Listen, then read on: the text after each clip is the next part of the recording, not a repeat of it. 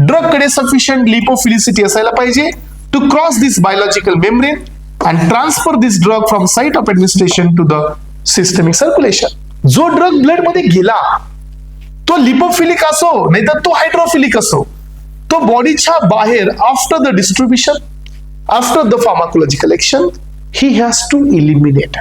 आपल्याकडे एक्सक्रिशनचे दोन रूट आहेत. एक आहे जो की रिनल वाला आहे आणि आपण हे पाहतो की मॅक्सिमम म्हणजे more than 90% drugs will be excreted by renal route. Plasma protein binding is not an the irreversible phenomenon. Plasma protein binding is an the reversible phenomenon, ज्याच्यामधून ड्रग हा रिव्हर्सिबली बाइंड होत असतो.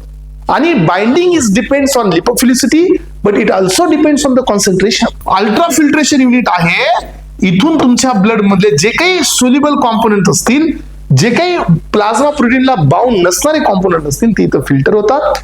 आणि this is called as a first mechanism glomerular filtration. जे drugs आपल्या बॉडीमध्ये filtration through नाही आले ते काही ड्रग हे आपल्या बॉडीमध्ये डायरेक्ट सिक्रिशननी जातात. So with the help of transporter, आणि ही एक ऍक्टिव्ह मेकॅनिझम असते.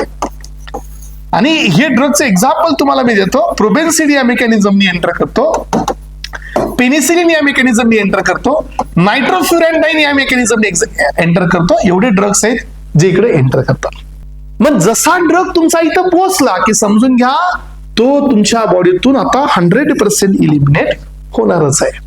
पण रिनल एक्सक्रिशनचा क्रायटेरिया काय माहितीये की if you wanted to excrete my drug, तर त्या ड्रगचं काय असायला नाही पाहिजे, प्लाझ्मा प्रोटीन बाइंडिंग असायला नाही पाहिजे, तर मी इथून एक्सक्रीट करेन.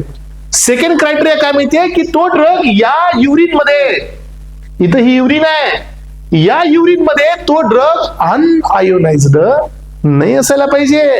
आणि तिसरा क्रायटेरिया आहे की या ठिकाणी ड्रग माझा लिपोफिलिक पण असायला नाही पाहिजे.